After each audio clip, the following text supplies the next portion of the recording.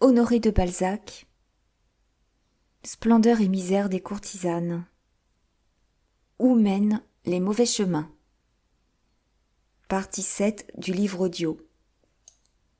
Le lendemain, à 6 heures, 2 voitures menées en poste et appelées par le peuple, dans sa langue énergique, des paniers à salade, sortirent de la force pour se diriger sur la conciergerie au palais de justice. Il est peu de flâneurs qui n'aient rencontré cette geôle roulante.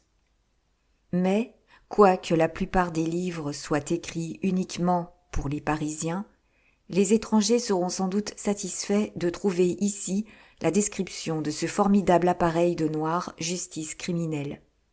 Qui sait, les polices russes, allemandes ou autrichiennes, les magistratures des pays privés de paniers à salade en profiteront peut-être, et dans plusieurs contrées étrangères, l'imitation de ce mode de transport sera certainement un bienfait pour les prisonniers. Cette ignoble voiture à caisse jaune, montée sur 2 roues et doublée en tôle, est divisée en 2 compartiments.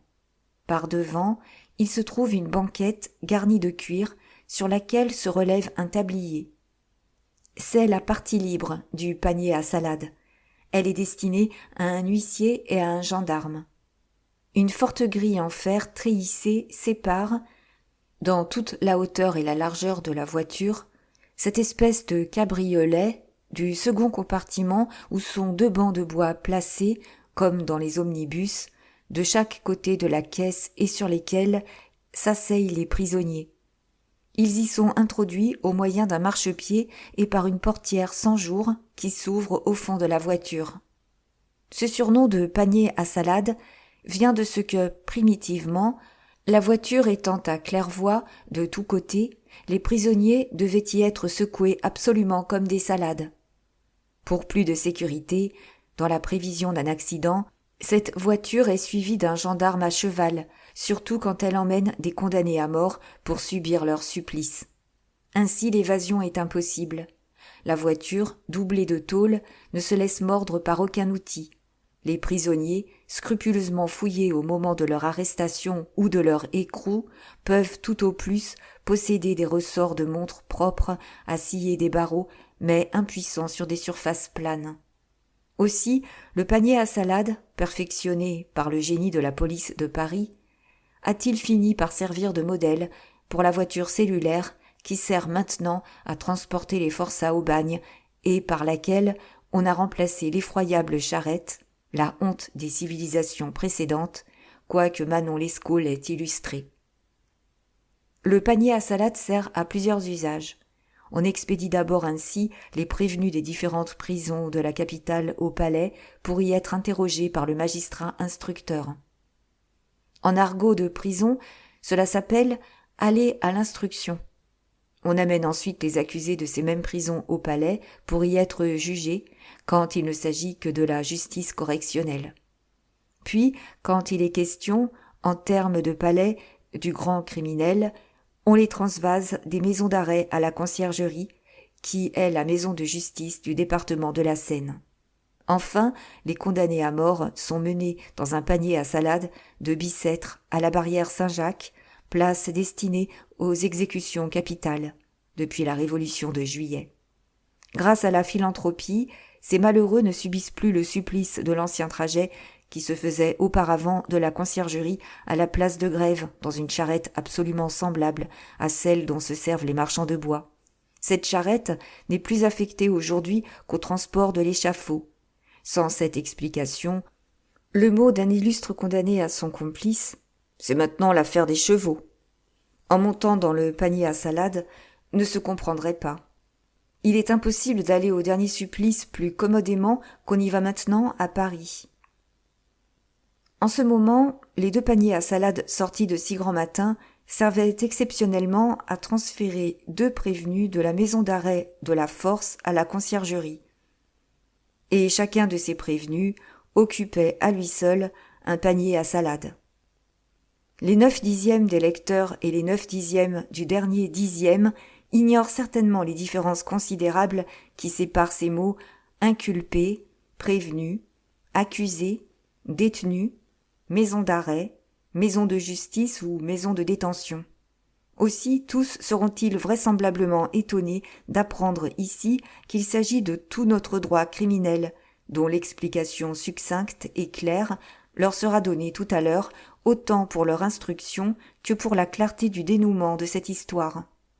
D'ailleurs, quand on saura que le premier panier à salade contenait Jacques Collin et le second Lucien, qui venait en quelques heures de passer du faîte des grandeurs sociales au fond d'un cachot, la curiosité sera suffisamment excitée déjà. L'attitude des deux complices était caractéristique. Lucien de Rubempré se cachait pour éviter les regards que les passants jetaient sur le grillage de la sinistre et fatale voiture dans le trajet qu'elle faisait par la rue Saint-Antoine pour gagner les quais par la rue du Martroi et par l'arcade Saint-Jean, sous laquelle on passait alors pour traverser la place de l'hôtel de ville. Aujourd'hui, cette arcade forme la porte d'entrée de l'hôtel du préfet de la Seine dans le vaste palais municipal.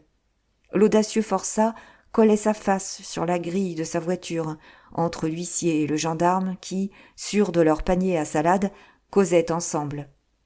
Les journées de juillet 1830 et leur formidable tempête ont tellement couvert de leur bruit les événements antérieurs, l'intérêt politique absorba tellement la France pendant les 6 derniers mois de cette année, que personne aujourd'hui ne se souvient plus, ou se souvient à peine, quelque étranges qu'elles aient été, de ces catastrophes privées, judiciaires, financières, qui forment la consommation annuelle de la curiosité parisienne et qui ne manquèrent pas dans les 6 premiers mois de cette année.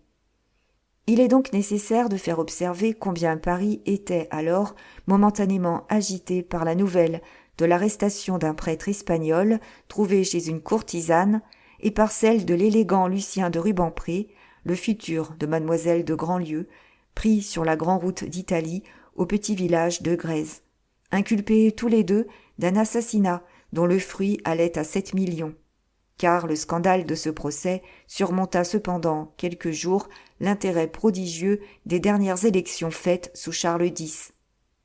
D'abord, ce procès criminel intéressait en partie un des plus riches banquiers, le baron de Nuncingen. Puis Lucien, à la veille de devenir le secrétaire intime du Premier ministre, appartenait à la société parisienne la plus élevée. Dans tous les salons de Paris, plus d'un jeune homme se souvint d'avoir envié Lucien quand il avait été distingué par la belle duchesse de Maufrigneuse, et toutes les femmes savaient qu'il intéressait alors madame de Sérisy, femme d'un des premiers personnages de l'État. Enfin, la beauté de la victime jouissait d'une célébrité singulière dans les différents mondes qui composent Paris, dans le grand monde, dans le monde financier, dans le monde des courtisanes, dans le monde des jeunes gens, dans le monde littéraire. Depuis 2 jours, tout Paris parlait donc de ces 2 arrestations. Le juge d'instruction, à qui l'affaire était dévolue, M. Camusot, y vit un titre à son avancement.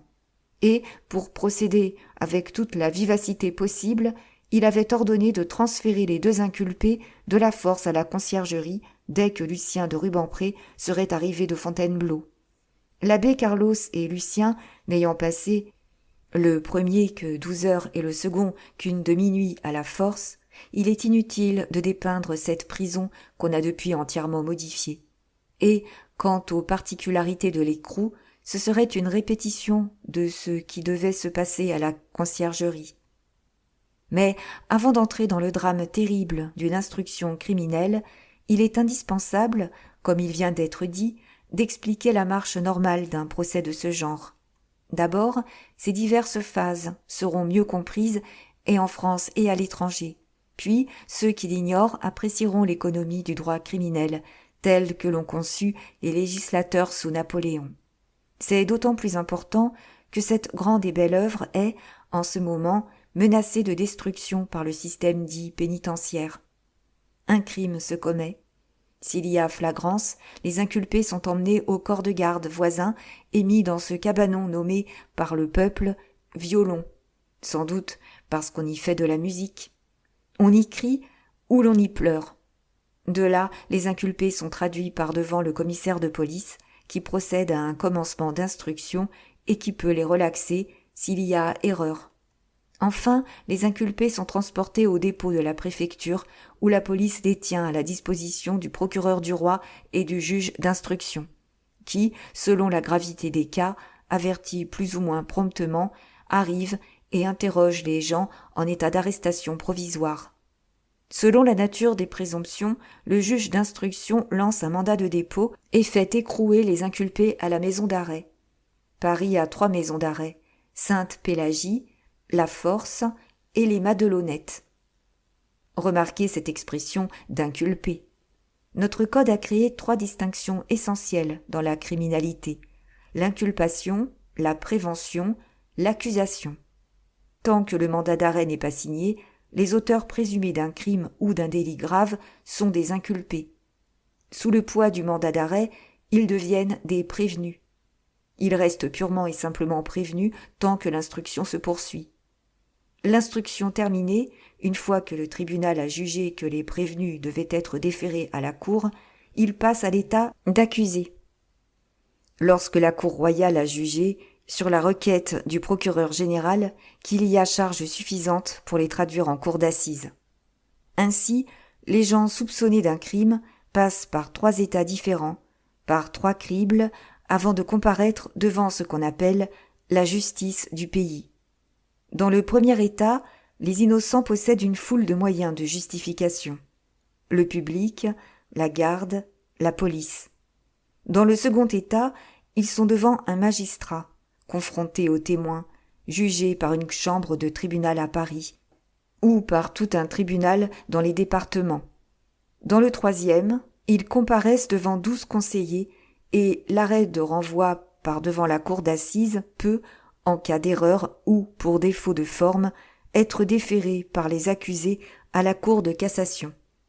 Le jury ne sait pas tout ce qu'il soufflette d'autorité populaire, administrative et judiciaire quand il acquitte des accusés. Aussi, selon nous, à Paris, nous ne parlons pas des autres ressorts, nous paraît-il bien difficile qu'un innocent s'asseye jamais sur les bancs de la cour d'assises. Le détenu, c'est le condamné. Notre droit criminel a créé des maisons d'arrêt, des maisons de justice et des maisons de détention, différences juridiques qui correspondent à celles de prévenus, d'accusés, de condamnés. La prison comporte une peine légère, c'est la punition d'un délit minime, mais la détention est une peine afflictive et, dans certains cas, infamante. Ceux qui proposent aujourd'hui le système pénitentiaire bouleversent donc un admirable droit criminel où les peines étaient supérieurement graduées, et ils arriveront à punir les peccadilles presque aussi sévèrement que les plus grands crimes. On pourra d'ailleurs comparer, dans les scènes de la vie politique, voire une ténébreuse affaire, les différences curieuses qui existèrent entre le droit criminel du code de Brumaire an IV et celui du code Napoléon qui l'a remplacé. Dans la plupart des grands procès, comme dans celui-ci, les inculpés deviennent aussitôt des prévenus. La justice lance immédiatement le mandat de dépôt ou d'arrestation. En effet, dans le plus grand nombre des cas, les inculpés ou sont en fuite ou doivent être surpris instantanément. Aussi, comme on l'a vu, la police, qui n'est là que le moyen d'exécution, et la justice, était-elle venue avec la rapidité de la foudre au domicile d'Esther. Quand même il n'y aurait pas eu des motifs de vengeance soufflés par Corentin à l'oreille de la police judiciaire, il y avait dénonciation d'un vol de 750 000 francs par le baron de Nucingen. Au moment où la première voiture qui contenait Jacques Collin atteignit à l'arcade Saint-Jean, passage étroit et sombre, un embarras força le postillon d'arrêter sous l'arcade. Les yeux du prévenu brillaient à travers la grille comme 2 escarboucles, malgré le masque de moribond qui, la veille, avait fait croire au directeur de la force à la nécessité d'appeler le médecin. Libre en ce moment, car ni le gendarme ni l'huissier ne se retournaient pour voir leur pratique, ses yeux flamboyants parlaient un langage si clair qu'un juge d'instruction habile, comme M. Popinot par exemple, aurait reconnu le forçat dans le sacrilège. En effet, Jacques Collin, depuis que le panier à salade avait franchi la porte de la force, examinait tout sur son passage. Malgré la rapidité de la course, il embrassait d'un regard avide et complet les maisons depuis leur dernier étage jusqu'au rez-de-chaussée. Il voyait tous les passants et il les analysait. Dieu ne saisit pas mieux sa création dans ses moyens et dans sa fin que cet homme ne saisissait les moindres différences dans la masse des choses et des passants. Armé d'une espérance, comme le dernier des Horaces le fut de son glaive, il attendait du secours. À tout autre qu'à ce Machiavel du bagne, cet espoir eût paru tellement impossible à réaliser qu'il se serait laissé machinalement aller, ce que font tous les coupables. Aucun d'eux ne songe à résister dans la situation où la justice et la police de Paris plongent les prévenus, surtout ceux mis au secret, comme l'étaient Lucien et Jacques Collin. On ne se figure pas l'isolement soudain où se trouve un prévenu.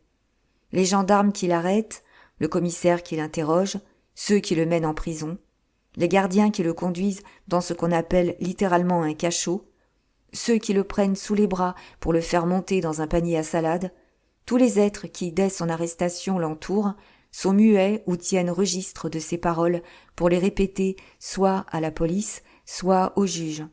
Cette absolue séparation, si simplement obtenue entre le monde entier et le prévenu, cause un renversement complet dans ses facultés, une prodigieuse prostration de l'esprit, surtout quand ce n'est pas un homme familiarisé par ses antécédents avec l'action de la justice. Le duel entre le coupable et le juge est donc d'autant plus terrible que la justice a pour auxiliaire le silence des murailles et l'incorruptible indifférence de ses agents. Néanmoins, Jacques Collin ou Carlos Herrera, il est nécessaire de lui donner l'un ou l'autre de ces noms selon les nécessités de la situation, connaissait de longue main les façons de la police, de la geôle et de la justice.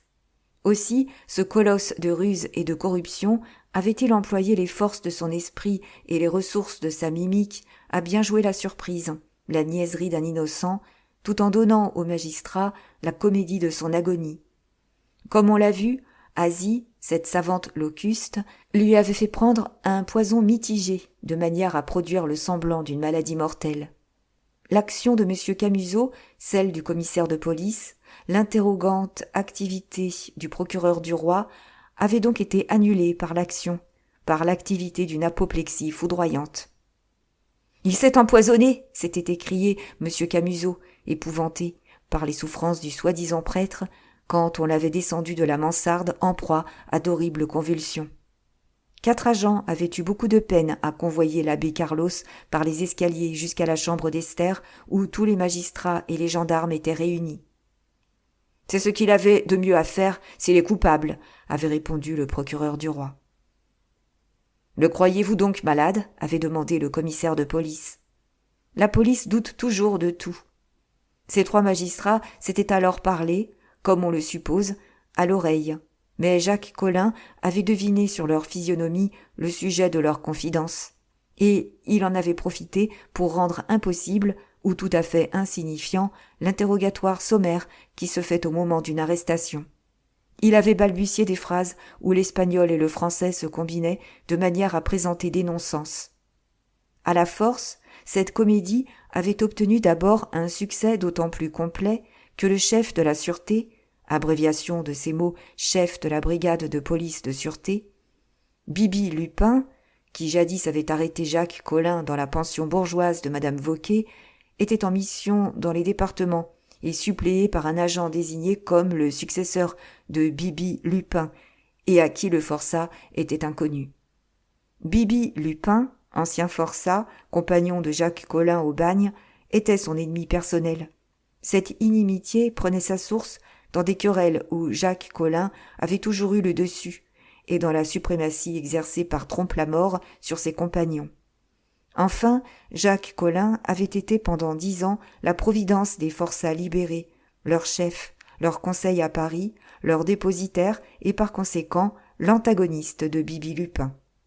Donc, quoique mis au secret, il comptait sur le dévouement intelligent et absolu d'Asie, son bras droit, et peut-être sur Paccard, son bras gauche, qu'il se flattait de retrouver à ses ordres une fois que le soigneux lieutenant aurait mis à l'abri les 750 000 francs volés. Telle était la raison de l'attention surhumaine avec laquelle il embrassait tout sur sa route. Chose étrange, cet espoir allait être pleinement satisfait. Les 2 puissantes murailles de l'arcade Saint-Jean étaient revêtues à 6 pieds de hauteur d'un manteau de boue permanent produit par les éclaboussures du ruisseau, car les passants n'avaient alors, pour se garantir du passage incessant des voitures et de ceux qu'on appelait les coups de pied de charrette, que des bornes depuis longtemps éventrées par les moyeux des roues. Plus d'une fois, la charrette d'un carrier avait broyé là des gens inattentifs. Tel fut Paris pendant longtemps et dans beaucoup de quartiers. Ce détail peut faire comprendre l'étroitesse de l'arcade Saint-Jean et combien il était facile de l'encombrer. Qu'un fiacre vînt à y entrer par la place de Grève, pendant qu'une marchande dite des 4 saisons y poussait sa petite voiture à bras pleine de pommes par la rue du Martroi, la 3e voiture qui survenait occasionnait alors un embarras. Les passants se sauvaient effrayés en cherchant une borne qui pût les préserver de l'atteinte des anciens moyeux, dont la longueur était si démesurée qu'il a fallu des lois pour les rogner. Quand le panier à salade arriva, l'arcade était barrée par une de ces marchandes des 4 saisons, dont le type est d'autant plus curieux qu'il n'en existe encore des exemplaires dans Paris, malgré le nombre croissant des boutiques de fruitières. C'était si bien la marchande des rues qu'un sergent de ville, si l'institution en avait été créée alors, l'eût laissé circuler sans lui faire exhiber son permis, malgré sa physionomie sinistre qui suait le crime. La tête couverte d'un méchant mouchoir de coton à carreaux en loques était hérissée de mèches rebelles qui montraient des cheveux semblables à des poils de sanglier. Le cou rouge et ridé faisait horreur, et le fichu ne déguisait pas entièrement une peau tannée par le soleil, par la poussière et par la boue. La robe était comme une tapisserie. Les souliers grimaçaient à faire croire qu'ils se moquaient de la figure aussi trouée que la robe. Et quelle pièce d'estomac! Un emplâtre eût été moins sale. À 10 pas, cette guenille ambulante et fétide devait affecter l'odorat des gens délicats. Les mains avaient fait 100 moissons. Ou cette femme revenait d'un sabbat allemand, ou elle sortait d'un dépôt de mendicité. Mais quel regard! Quelle audacieuse intelligence, quelle vie contenue quand les rayons magnétiques de ses yeux et ceux de Jacques Collin se rejoignirent pour échanger une idée. « Range-toi donc, vieil hospice à vermine !» cria le postillon d'une voix rauque. « Ne vas-tu pas m'écraser ? Hussard de la guillotine !» répondit-elle. « Ta marchandise ne vaut pas la mienne !» Et en essayant de se serrer entre 2 bornes pour livrer passage, la marchande embarrassa la voie pendant le temps nécessaire à l'accomplissement de son projet. « Oh, Asie !» se dit Jacques Collin, qui reconnut sur-le-champ sa complice. « Tout va bien. » Le postillon échangeait toujours des aménités avec Asie, et les voitures s'accumulaient dans la rue du Martroi. « Aé, pékéré, fermati, sounila, védrem !» s'écria la vieille Asie avec ses intonations illinoises particulières aux marchandes des rues, qui dénaturent si bien leurs paroles qu'elles deviennent des onomatopées compréhensibles seulement pour les Parisiens. Dans le brouhaha de la rue et au milieu des cris de tous les cochers survenus, personne ne pouvait faire attention à ce cri sauvage qui semblait être celui de la marchande. Mais cette clameur, distincte pour Jacques Collin, lui jetait à l'oreille, dans un patois de convention mêlé d'italien et de provençal corrompu, cette phrase terrible. « Ton pauvre petit est pris, mais je suis là pour veiller sur vous. Tu vas me revoir. » Au milieu de la joie infinie que lui causait son triomphe sur la justice, car il espérait pouvoir entretenir des communications au dehors, Jacques Collin fut atteint par une réaction qui eût tué tout autre que lui. « Lucien, arrêtez !» se dit-il, et il faillit s'évanouir. Cette nouvelle était plus affreuse pour lui que le rejet de son pourvoi s'il eût été condamné à mort. Maintenant que les 2 paniers à salade roulent sur les quais, l'intérêt de cette histoire exige quelques mots sur la conciergerie pendant le temps qu'ils mettront à y venir. La conciergerie, nom historique, mot terrible, chose plus terrible encore, est mêlée aux révolutions de la France et à celles de Paris surtout. Elle a vu la plupart des grands criminels. Si de tous les monuments de Paris c'est le plus intéressant, c'en est aussi le moins connu des gens qui appartiennent aux classes supérieures de la société. Mais, malgré l'immense intérêt de cette digression historique, elle sera tout aussi rapide que la course des paniers à salade. Quel est le Parisien, l'étranger ou le provincial, pour peu qu'il soit resté 2 jours à Paris, qui n'ait remarqué les murailles noires flanquées de 3 grosses tours à poivrières, dont 2 sont presque accouplées, ornement sombre et mystérieux du quai dit des Lunettes. Ce quai commence au bas du pont au Change et s'étend jusqu'au pont Neuf. Une tour carrée, dite la tour de l'horloge, où fut donné le signal de la Saint-Barthélemy, tour presque aussi élevée que celle de Saint-Jacques-la-Boucherie, indique le palais et forme le coin de ce quai. Ces 4 tours, ces murailles, sont revêtues de ce suaire noirâtre que prennent à Paris toutes les façades à l'exposition du Nord. Vers le milieu du quai, à une arcade déserte, commencent les constructions privées que l'établissement du Pont-Neuf détermina sous le règne de Henri IV. La place Royale fut la réplique de la place Dauphine. C'est le même système d'architecture, de la brique encadrée par des chaînes en pierre de taille. Cette arcade et la rue de Harlay indiquent les limites du palais à l'ouest. Autrefois, la préfecture de police, hôtel des premiers présidents au Parlement, dépendait du palais. La cour des comptes et la cour des aides y complétaient la justice suprême, celle du souverain. On voit qu'avant la Révolution, le palais jouissait de cet isolement qu'on cherche à créer aujourd'hui. Ce carré, cette île de maisons et de monuments où se trouve la Sainte-Chapelle, le plus magnifique joyau de l'écrin de Saint-Louis, cet espace est le sanctuaire de Paris. C'en est la place sacrée, l'Arche sainte. Et d'abord, cet espace fut la première cité tout entière, car l'emplacement de la place Dauphine était une prairie dépendante du domaine royal où se trouvait un moulin à frapper les monnaies. De là le nom de rue de la Monnaie, donné à celle qui mène au Pont-Neuf. De là aussi le nom d'une des 3 tours rondes, la seconde, qui s'appelle la tour d'argent et qui semblerait prouver qu'on y a primitivement battu monnaie. Le fameux moulin, qui se voit dans les anciens plans de Paris, serait vraisemblablement postérieur au temps où l'on frappait la monnaie dans le palais même, et dû sans doute à un perfectionnement dans l'art monétaire. La première tour, presque accolée à la tour d'argent, se nomme la tour de Montgomery. La troisième, la plus petite, mais la mieux conservée des 3, car elle a gardé ses créneaux, a nom la tour Bombec. La Sainte-Chapelle et ses 4 tours, en comprenant la tour de l'horloge, déterminent parfaitement l'enceinte, le périmètre, dirait un employé du cadastre, du palais, depuis les Mérovingiens jusqu'à la première maison de Valois. Mais, pour nous, et par suite de ces transformations, ce palais représente plus spécialement l'époque de Saint-Louis. Charles V, le premier, abandonna le palais au Parlement, institution nouvellement créée, et alla, sous la protection de la Bastille, habiter le fameux hôtel Saint-Paul, auquel on adossa plus tard le palais des Tournelles. Puis, sous les derniers Valois, la royauté revint de la Bastille au Louvre, qui avait été sa première Bastille. La première demeure des rois de France, le palais de Saint-Louis, qui a gardé ce nom de palais tout court, pour signifier le palais par excellence, est tout entier enfoui sous le palais de justice. Il en forme les caves, car il était bâti dans la Seine, comme la cathédrale, et bâti si soigneusement que les plus hautes eaux de la rivière en couvrent à peine les premières marches. Le quai de l'horloge enterre d'environ 20 pieds ces constructions 10 fois séculaires. Les voitures roulent à la hauteur du chapiteau des fortes colonnes de ces 3 tours, dont jadis l'élévation devait être en harmonie avec l'élégance du palais et d'un effet pittoresque sur l'eau, puisque aujourd'hui ces tours le disputent encore en hauteur aux monuments les plus élevés de Paris.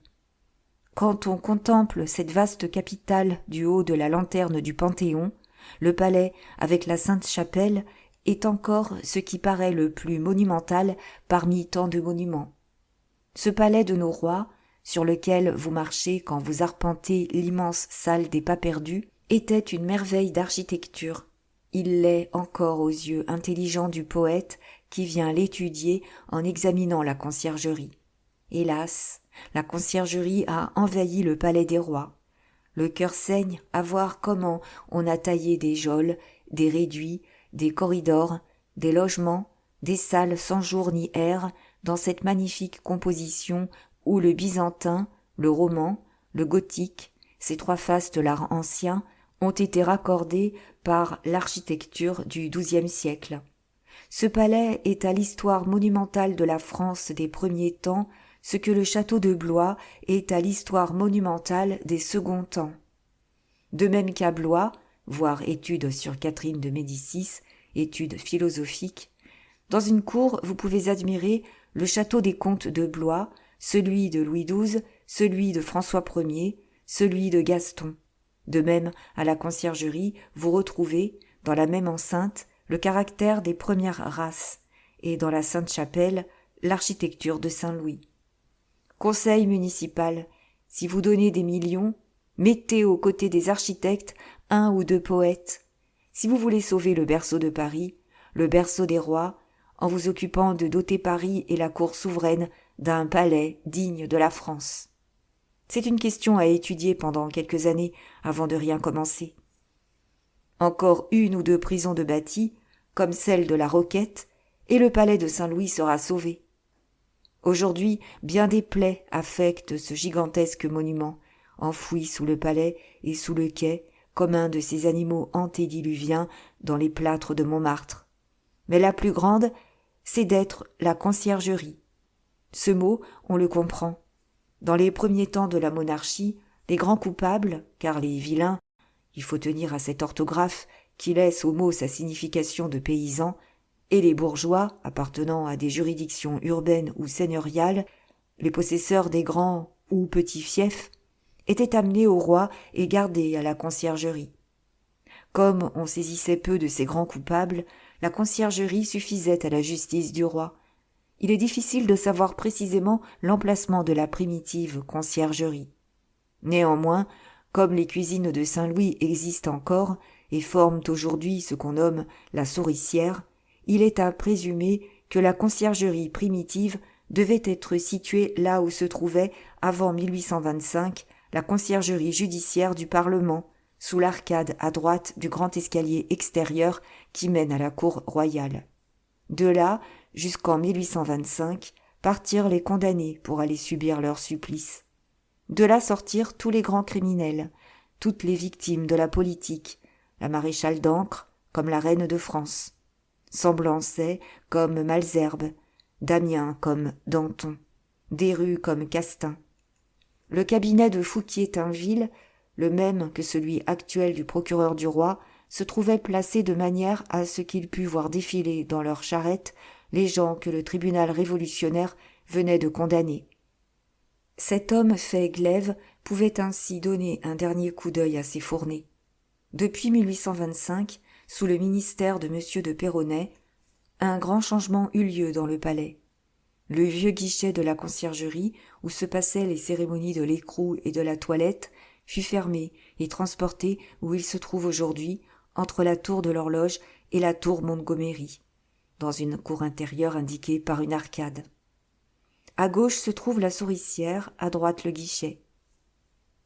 Les paniers à salade entrent dans cette cour assez irrégulière et peuvent y rester, y tourner avec facilité, s'y trouver, en cas d'émeute, protégés contre une tentative par la forte grille de l'arcade, tandis qu'autrefois, ils n'avaient pas la moindre facilité pour manœuvrer dans l'étroit espace qui sépare le grand escalier extérieur de l'aile droite du palais. Aujourd'hui, la conciergerie, à peine suffisante pour les accusés, il y faudrait de la place pour 300 personnes, hommes et femmes, ne reçoit plus ni prévenus ni détenus, excepté dans de rares occasions, comme celle qui y faisait amener Jacques Collin et Lucien. Tous ceux qui y sont prisonniers doivent comparaître en cour d'assises. Par exception, la magistrature y souffre les coupables de la haute société qui, déjà suffisamment déshonorés par un arrêt de cour d'assises, seraient punis au-delà des bornes s'ils subissaient leur peine à Melun ou à Poissy. Ouvrard préféra le séjour de la conciergerie à celui de Sainte-Pélagie. En ce moment, le notaire Lehon, le prince de Berg, y font leur temps de détention par une tolérance arbitraire, mais pleine d'humanité. Généralement, les prévenus, soit pour aller, en argot de palais, à l'instruction, soit pour comparaître en police correctionnelle, sont versés par les paniers à salade directement à la souricière.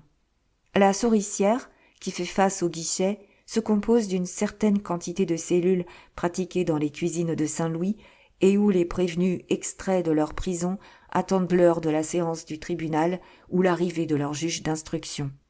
La souricière est bornée au nord par le quai, à l'est par le corps de garde de la garde municipale, à l'ouest par la cour de la conciergerie et au midi par une immense salle voûtée, sans doute l'ancienne salle des festins. Encore sans destination. Au-dessus de la souricière s'étend un corps de garde intérieur ayant vue par une croisée sur la cour de la conciergerie. Il est occupé par la gendarmerie départementale et l'escalier y aboutit. Quand l'heure du jugement sonne, les huissiers viennent faire l'appel des prévenus. Les gendarmes descendent en nombre égal à celui des prévenus.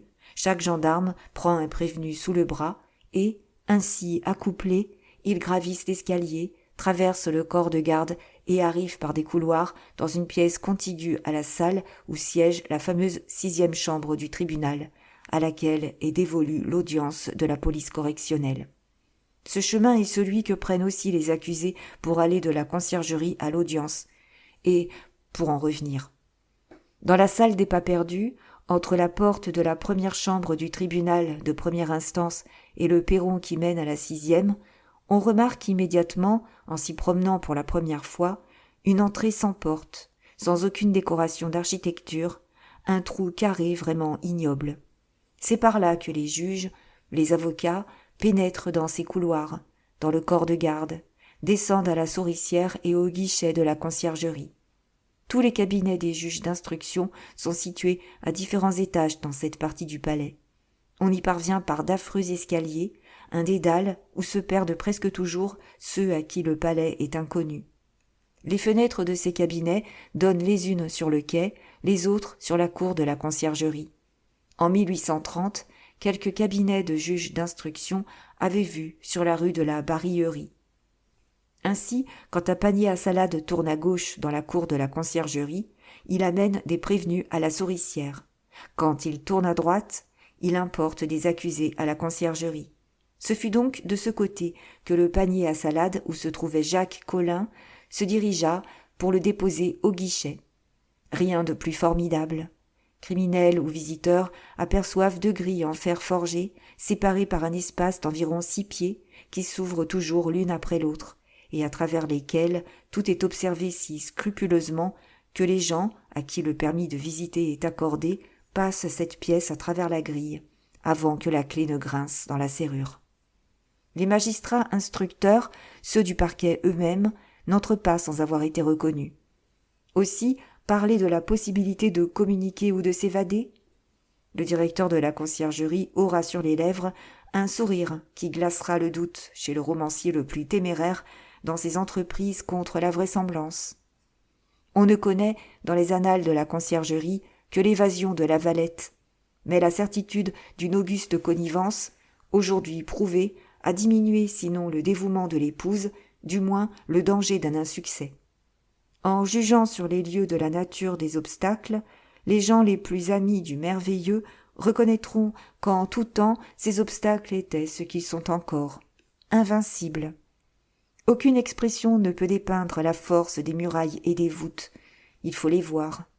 Quoique le pavé de la cour soit en contrebas de celui du quai, lorsque vous franchissez le guichet, il faut encore descendre plusieurs marches pour arriver dans une immense salle voûtée dont les puissantes murailles sont ornées de colonnes magnifiques et sont flanquées de la tour Montgomery, qui fait partie aujourd'hui du logement du directeur de la conciergerie et de la tour d'argent, qui sert de dortoir aux surveillants, guichetiers ou porte-clés, comme il vous plaira de les appeler. Le nombre de ces employés n'est pas aussi considérable qu'on peut l'imaginer. Ils sont 20. Leur dortoir, de même que leur coucher, ne diffère pas de celui dit de la pistole. Ce nom vient sans doute de ce que jadis les prisonniers donnaient une pistole par semaine pour ce logement, dont la nudité rappelle les froides mansardes que les grands hommes sans fortune commencent par habiter à Paris. À gauche, dans cette vaste salle d'entrée, se trouve le greffe de la conciergerie, espèce de bureau formé par des vitrages où siègent le directeur et son greffier, où sont les registres d'écrou. Là, le prévenu, l'accusé, sont inscrits, décrits et fouillés. Là se décide la question du logement dont la solution dépend de la bourse du patient. En face du guichet de cette salle, on aperçoit une porte vitrée, celle d'un parloir où les parents et les avocats communiquent avec les accusés par un guichet à double grille en bois. Ce parloir tire son jour du préau, le lieu de promenade intérieure où les accusés respirent au grand air et font de l'exercice à des heures déterminées. Cette grande salle éclairée par le jour douteux de ces deux guichets, car l'unique croisée donnant sur la cour d'arrivée est entièrement prise par le greffe qui l'encadre, présente au regard une atmosphère et une lumière parfaitement en harmonie avec les images préconçues par l'imagination. C'est d'autant plus effrayant que, parallèlement aux tours d'argent et de Montgomery, vous apercevez ces cryptes mystérieuses, voûtées, formidables, sans lumière, qui tournent autour du parloir, qui mènent au cachot de la reine, de Madame Élisabeth, et aux cellules appelées les secrets. Ce dédale en pierre de taille est devenu le souterrain du palais de justice, après avoir vu les fêtes de la royauté. De 1825 à 1832, ce fut dans cette immense salle, entre un gros poêle qui la chauffe et la première des deux grilles, que se faisait l'opération de la toilette. On ne passe pas encore sans frémir sur ces dalles qui ont reçu le choc et les confidences de tant de derniers regards. Pour sortir de son affreuse voiture, le moribond eut besoin de l'assistance de 2 gendarmes qui le prirent chacun sous un bras, le soutinrent et le portèrent comme évanoui dans le greffe. Ainsi traîné, le mourant levait les yeux au ciel de manière à ressembler au Sauveur descendu de la croix. Certes, dans aucun tableau Jésus n'offre une face plus cadavérique, plus décomposée que ne l'était celle du faux espagnol. Il semblait prêt de rendre le dernier soupir. Quand il fut assis dans le greffe, il répéta d'une voix défaillante les paroles qu'il adressait à tout le monde depuis son arrestation. « Je me réclame de son Excellence, l'ambassadeur d'Espagne. »« Vous direz cela, » répondit le directeur, « à monsieur le juge d'instruction. »« Ah, Jésus !» répliqua Jacques Collin en soupirant. « Ne puis-je avoir un bréviaire ? Me refusera-t-on toujours un médecin ? Je n'ai pas 2 heures à vivre. » Carlos Herrera devant être mis au secret, il fut inutile de lui demander s'il réclamait les bénéfices de la pistole, c'est-à-dire le droit d'habiter une de ces chambres où l'on jouit du seul confort permis par la justice. Ces chambres sont situées au bout du préau dont il sera question plus tard. L'huissier et le greffier remplirent de concert et flegmatiquement les formalités de l'écrou. « Monsieur le directeur, dit Jacques Collin en baragouinant le français, je suis mourant, vous le voyez. Dites, si vous le pouvez, dites surtout le plus tôt possible à ce monsieur juge que je sollicite comme une faveur ce qu'un criminel devrait le plus redouter, de paraître devant lui dès qu'il sera venu, car mes souffrances sont vraiment intolérables, et dès que je le verrai, toute erreur cessera. Règle générale, les criminels parlent tous d'erreur. Allez dans les bagnes, questionnez-y les condamnés, ils sont presque tous victimes d'une erreur de la justice. Aussi, ce mot fait-il sourire imperceptiblement tous ceux qui sont en contact avec des prévenus, des accusés ou des condamnés. « Je puis parler de votre réclamation au juge d'instruction, » répondit le directeur. « Je vous bénirai donc, monsieur, » répliqua l'Espagnol en levant les yeux au ciel. Aussitôt écroué, Carlos Herrera, pris sous chaque bras par 2 gardes municipaux accompagnés d'un surveillant, à qui le directeur désigna celui des secrets où devait être renfermé le prévenu, fut conduit par le dédale souterrain de la conciergerie dans une chambre très saine, quoi qu'en aient dit certains philanthropes, mais sans communication possible.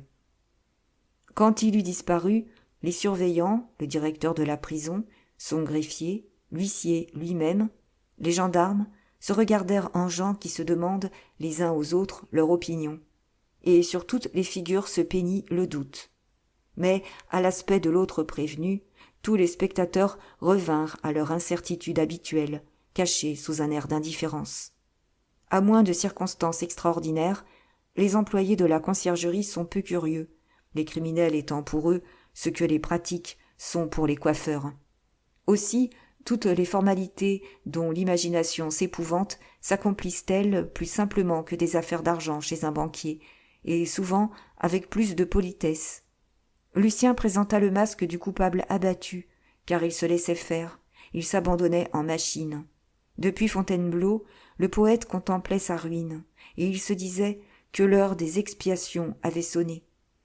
Pâle, défait, ignorant tout ce qui s'était passé pendant son absence chez Esther, il se savait le compagnon intime d'un forçat évadé. Cette situation suffisait à lui faire apercevoir des catastrophes pires que la mort. Quand sa pensée enfantait un projet, c'était le suicide. Il voulait échapper à tout prix aux ignominies qu'il entrevoyait comme un rêve pénible.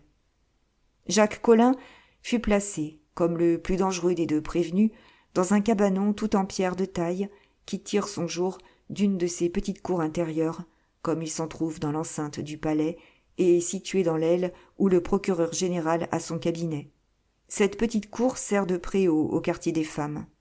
Lucien fut mené par le même chemin, car, selon ses ordres, le directeur eut des égards pour lui, dans un cabanon contigu aux pistoles. Généralement, les personnes qui n'auront jamais de démêlés avec la justice conçoivent les idées les plus noires sur la mise au secret. Et l'idée de justice criminelle ne se sépare point des vieilles idées sur la torture ancienne, sur l'insalubrité des prisons, sur la froideur des murailles de pierre d'où suintent des larmes, sur la grossièreté des geôliers et de la nourriture, accessoire obligé des drames. Mais il n'est pas inutile de dire ici que ces exagérations n'existent qu'au théâtre, et font sourire les magistrats, les avocats et ceux qui, par curiosité, visitent les prisons ou qui viennent les observer.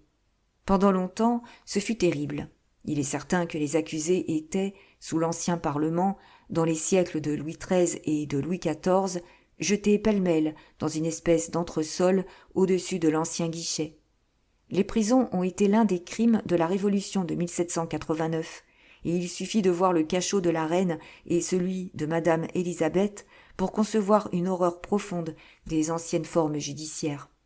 Mais aujourd'hui, si la philanthropie a fait la société des maux incalculable, elle a produit un peu de bien pour les individus.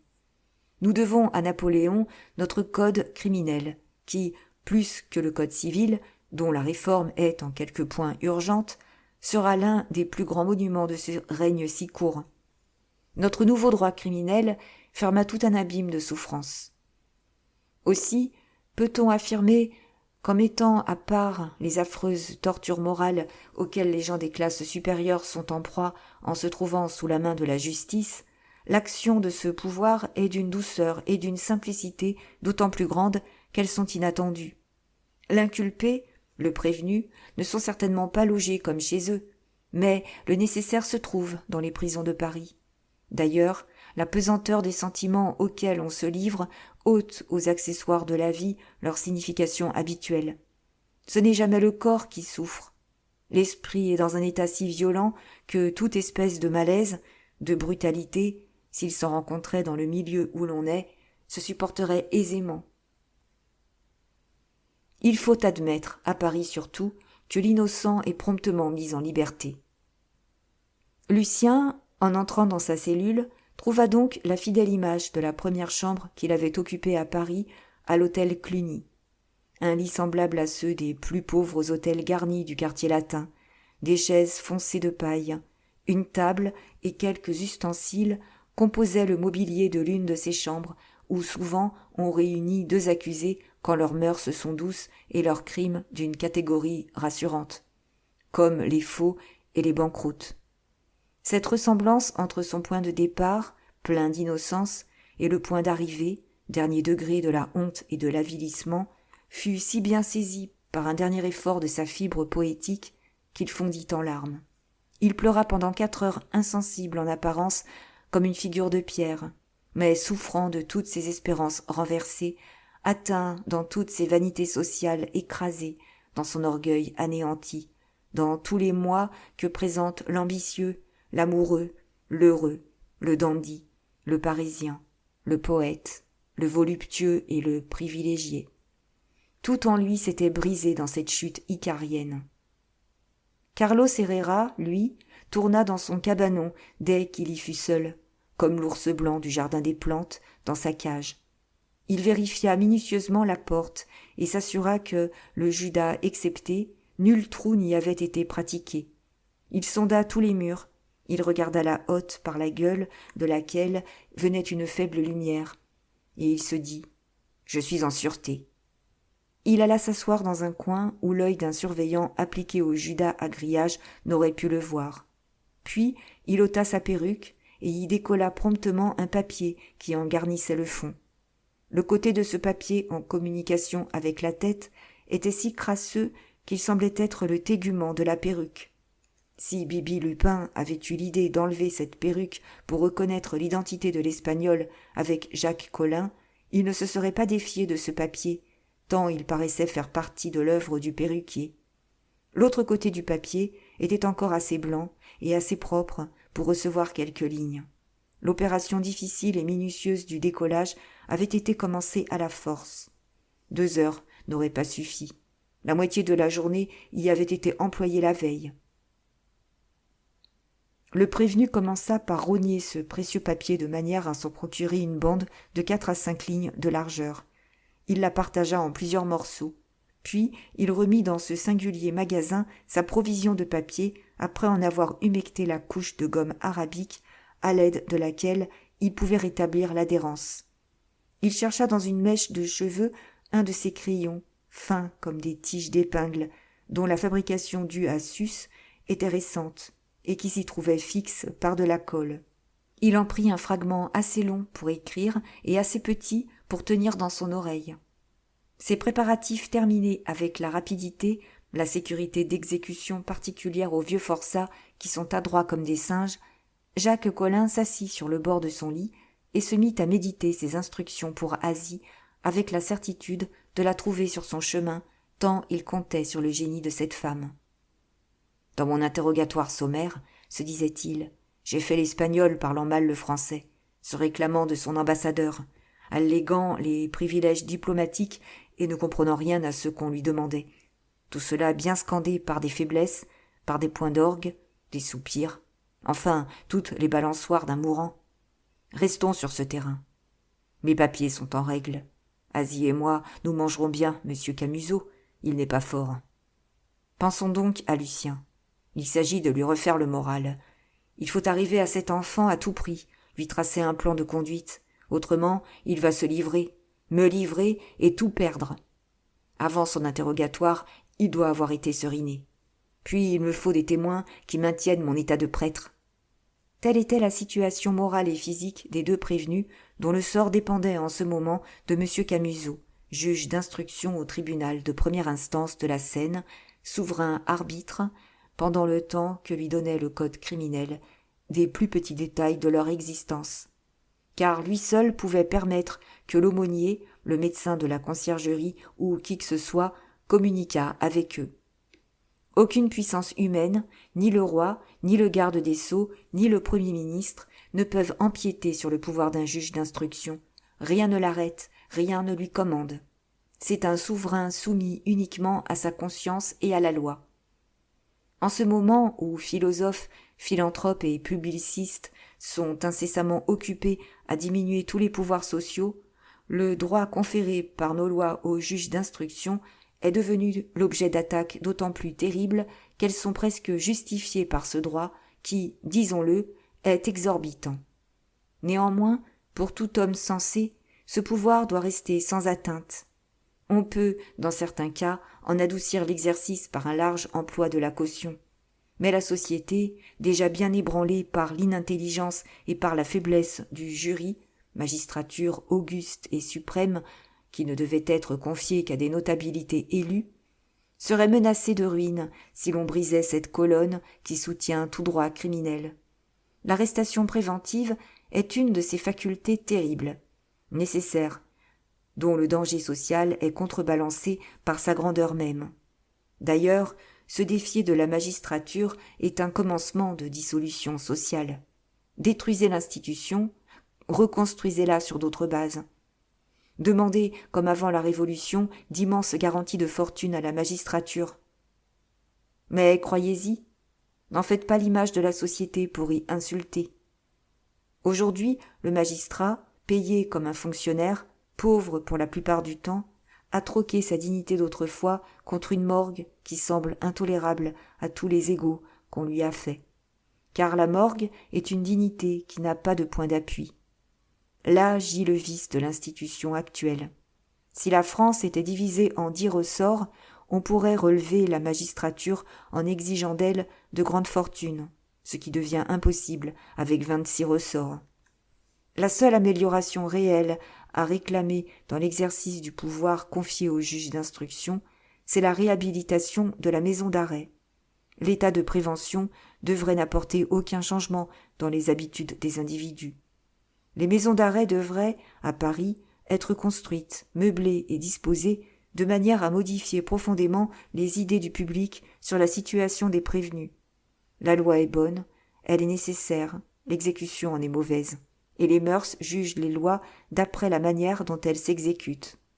L'opinion publique en France condamne les prévenus et réhabilite les accusés par une inexplicable contradiction. Peut-être est-ce le résultat de l'esprit essentiellement frondeur du français. Cette inconséquence du public parisien fut un des motifs qui contribuèrent à la catastrophe de ce drame. Ce fut même, comme on le verra, l'un des plus puissants.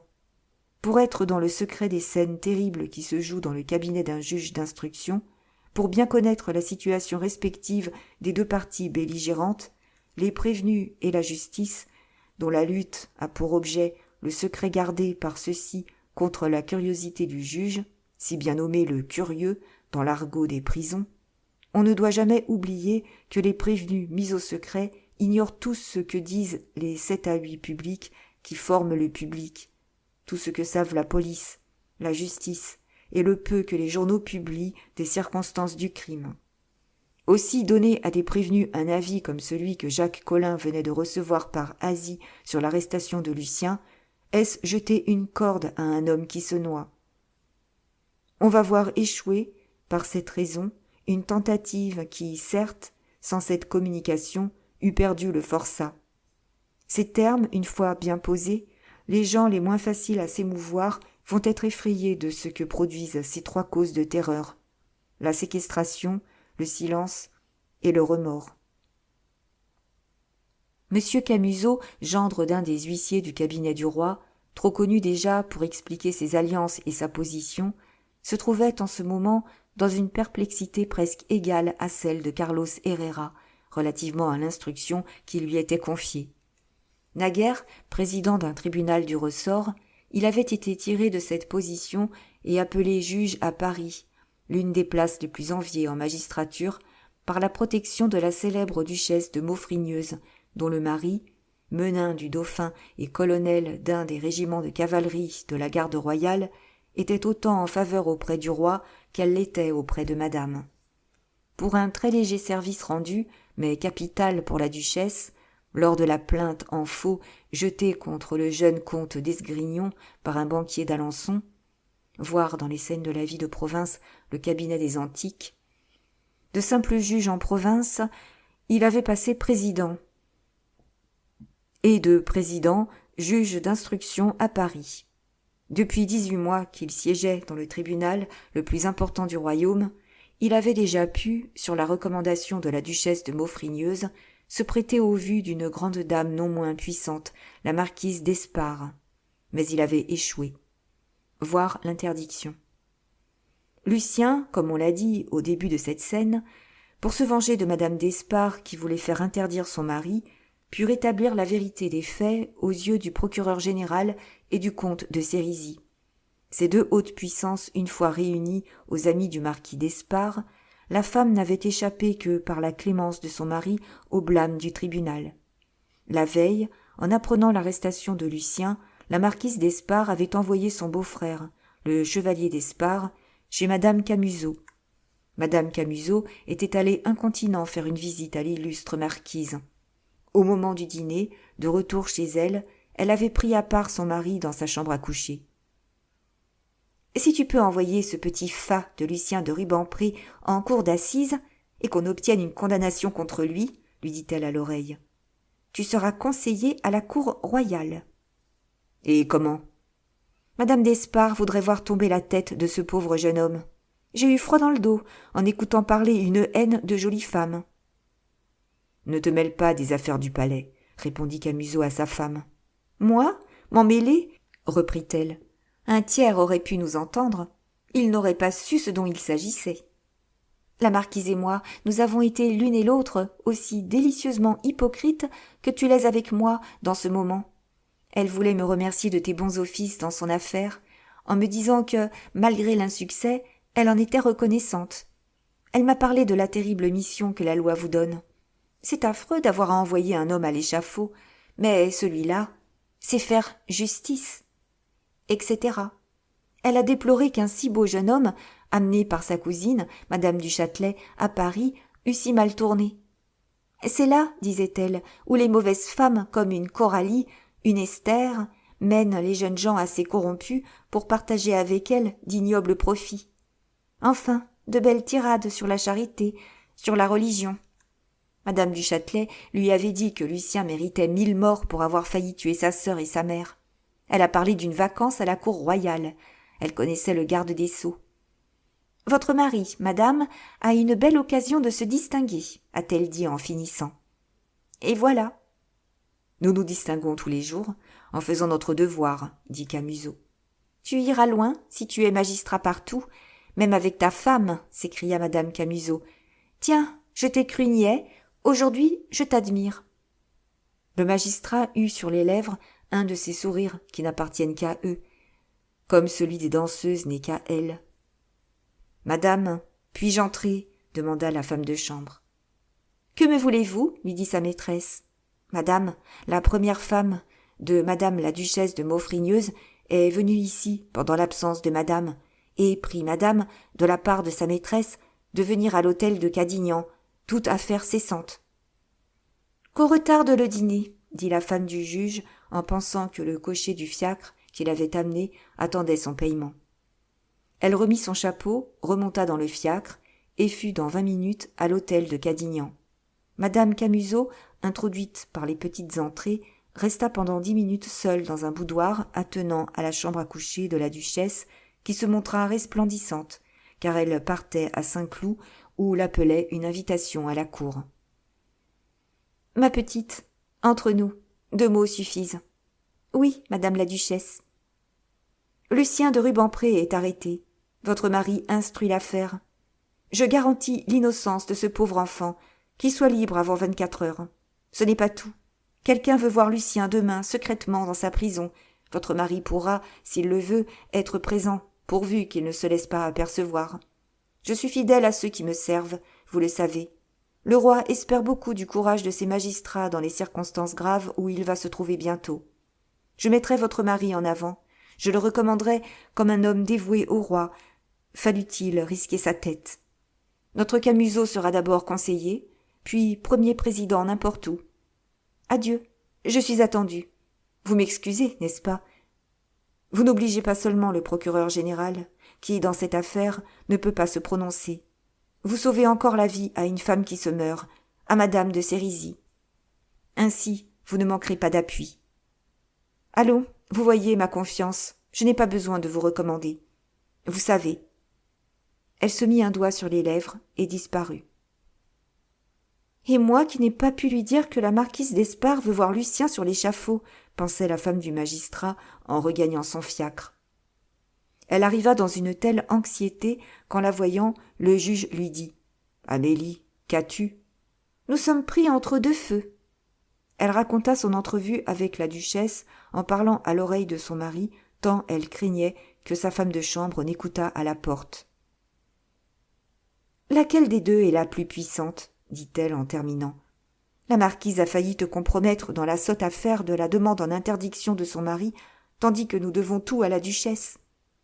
L'une m'a fait des promesses vagues, tandis que l'autre a dit « Vous serez conseiller d'abord, premier président ensuite. » Dieu me garde de te donner un conseil. Je ne me mêlerai jamais des affaires du palais, mais je dois te rapporter fidèlement ce qui se dit à la cour et ce qu'on y prépare. Tu ne sais pas, Amélie, ce que le préfet de police m'a envoyé ce matin. Et par qui? Par un des hommes les plus importants de la police générale du royaume, le Bibi Lupin de la politique, qui m'a dit que l'État avait des intérêts secrets dans ce procès. Dis non, et allons aux variétés. Nous causerons cette nuit, dans le silence du cabinet, de tout ceci. Car j'aurai besoin de ton intelligence. Celle du juge ne suffit peut-être pas. Les 9/10 des magistrats nieront l'influence de la femme sur le mari en semblable occurrence. Mais, si c'est là l'une des plus fortes exceptions sociales, on peut faire observer qu'elle est vraie, quoique accidentelle. Le magistrat est comme le prêtre. À Paris surtout, où se trouve l'élite de la magistrature, il parle rarement des affaires du palais, à moins qu'elles ne soient à l'état de choses jugées. Les femmes de magistrats non seulement affectent de ne jamais rien savoir, mais encore elles ont toutes assez le sentiment des convenances pour deviner qu'elles nuiraient à leur mari si, quand elles sont instruites de quelque secret, elles le laissaient voir. Néanmoins, dans les grandes occasions où il s'agit d'avancement d'après tel ou tel parti pris, beaucoup de femmes ont assisté, comme Amélie, à la délibération du magistrat. Enfin, ces exceptions, d'autant plus niables qu'elles sont toujours inconnues, dépendent entièrement de la manière dont la lutte entre deux caractères s'est accomplie au sein d'un ménage. Or, Madame Camusot dominait entièrement son mari. Quand tout dormit chez eux, le magistrat et sa femme s'assirent au bureau sur lequel le juge avait déjà classé les pièces de l'affaire. Voici les notes que le préfet de police m'a fait remettre, sur ma demande d'ailleurs, dit Camusot. L'abbé Carlos Herrera. Cet individu est certainement le nommé Jacques Collin, dit Trompe-la-Mort, dont la dernière arrestation remonte à l'année 1819, et fut opéré au domicile d'une dame Vauquet, tenant pension bourgeoise rue Neuve-Sainte-Geneviève, et où il demeurait caché sous le nom de Vautrin. En marge, on lisait de la main du préfet de police. Ordre a été transmis par le télégraphe à Bibi Lupin, chef de la sûreté, de revenir immédiatement pour aider à la confrontation, car il connaît personnellement Jacques Collin, qui l'a fait arrêter en 1819 avec le concours d'une demoiselle Michonneau. Les pensionnaires qui logeaient dans la maison Vauquet existent encore et peuvent être cités pour établir l'identité. Le soi-disant Carlos Herrera est l'ami intime, le conseiller, de M. Lucien de Rubempré, à qui, pendant 3 ans, il a fourni des sommes considérables, évidemment provenues de vol. Cette solidarité, si l'on établit l'identité du soi-disant espagnol et de Jacques Collin, sera la condamnation du sieur Lucien de Rubempré. La mort subite de l'agent Peyrade est due à un empoisonnement consommé par Jacques Collin, par Rubempré ou leurs affidés. La raison de cet assassinat vient de ce que l'agent était, depuis longtemps, sur les traces de ces 2 habiles criminels. En marge, le magistrat montra cette phrase écrite par le préfet de police lui-même. « Ceci est ma connaissance personnelle, et j'ai la certitude que le sieur Lucien de Rubempré s'est indignement joué de sa seigneurie le comte de Sérisy et de monsieur le procureur général. » « Qu'en dis-tu, Amélie ?»« C'est effrayant, » répondit la femme du juge. « Achève donc. » La substitution du prêtre espagnol au forçat Collin est le résultat de quelques crimes plus habilement commis que celui par lequel Cognard s'est fait comte de Sainte-Hélène. Lucien de Rubempré. Lucien Chardon, fils d'un apothicaire d'Angoulême et dont la mère est une demoiselle de Rubempré, doit à une ordonnance du roi le droit de porter le nom de Rubempré. Cette ordonnance a été accordée à la sollicitation de la duchesse de Maufrigneuse et de monsieur le comte de Sérisy. En 1820, ce jeune homme est venu à Paris sans aucun moyen d'existence, à la suite de madame la comtesse Sixte du Châtelet, alors madame de Bargeton, cousine de madame d'Espard. Ingrat envers madame de Bargeton, il a vécu maritalement avec une demoiselle Coralie, décédée, actrice du gymnase, qui a quitté pour lui monsieur Camusot, marchand de soieries de la rue des Bourdonnais. Bientôt plongé dans la misère par l'insuffisance des secours que lui donnait cette actrice, il a compromis gravement son honorable beau-frère, imprimeur à Angoulême, en émettant de faux billets pour le paiement desquels David Séchard fut arrêté pendant un court séjour dudit Lucien à Angoulême. Cette affaire a déterminé la fuite de Rubempré, qui, subitement, a reparu à Paris avec l'abbé Carlos Herrera. Sans moyen d'existence connus, le sieur Lucien a dépensé, en moyenne, durant les 3 premières années de son second séjour à Paris, environ 300 000 francs, qu'il n'a pu tenir que du soi-disant abbé Carlos Herrera, mais à quel titre? Il a, en outre, récemment employé plus d'1 million à l'achat de la terre de Rubempré pour obéir à une condition mise à son mariage avec mademoiselle Clotilde de Grandlieu. La rupture de ce mariage tient à ce que la famille Grandlieu, à laquelle le sieur Lucien avait dit tenir ses sommes de son beau-frère et de sa sœur, a fait prendre des informations auprès des respectables époux Séchard, notamment par l'avoué d'Herville, et non seulement ils ignoraient ses acquisitions, mais encore ils croyaient Lucien excessivement endetté.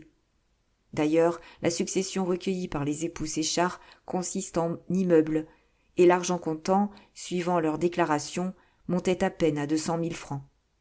Lucien vivait secrètement avec Esther Gobseck. Il est donc certain que toutes les profusions du baron de Nucingen, protecteur de cette demoiselle, ont été remises audit Lucien. Lucien et son compagnon le forçat ont pu se soutenir plus longtemps que Cognard en face du monde, en tirant leurs ressources de la prostitution de ladite Esther, autrefois fille soumise. Malgré les redites que ces notes produisent dans le récit du drame, il était nécessaire de les rapporter textuellement pour faire apercevoir le rôle de la police à Paris. La police a, comme on a déjà pu le voir d'ailleurs, d'après la note demandée sur Peyrade, des dossiers, presque toujours exacts, sur toutes les familles et sur tous les individus dont la vie est suspecte, dont les actions sont répréhensibles. Elle n'ignore rien de toutes les déviations. Ce calepin universel, bilan des consciences, est aussi bien tenu que l'est celui de la Banque de France sur les fortunes.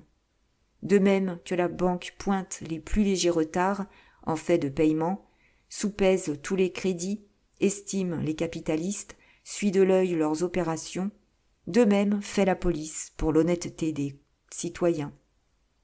En ceci, comme au palais, l'innocence n'a rien à craindre.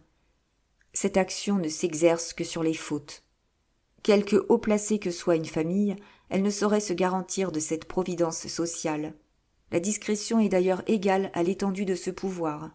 Cette immense quantité de procès-verbaux des commissaires de police, de rapports, de notes, de dossiers, cet océan de renseignements dort immobile, profond et calme comme la mer. Qu'un accident éclate, que le délit ou le crime se dresse, la justice fait un appel à la police. Et aussitôt, s'il existe un dossier sur les inculpés, le juge en prend connaissance. Ces dossiers, où les antécédents sont analysés, ne sont que des renseignements qui meurent entre les murailles du palais. La justice n'en peut faire aucun usage légal. Elle s'en éclaire, elle s'en sert. Voilà tout. Ces cartons fournissent en quelque sorte l'envers de la tapisserie des crimes, leur cause première, et presque toujours inédite. Aucun jury n'y croirait. Le pays tout entier se soulèverait d'indignation si l'on en excipait dans le procès oral de la cour d'assises. C'est enfin la vérité condamnée à rester dans son puits, comme partout et toujours.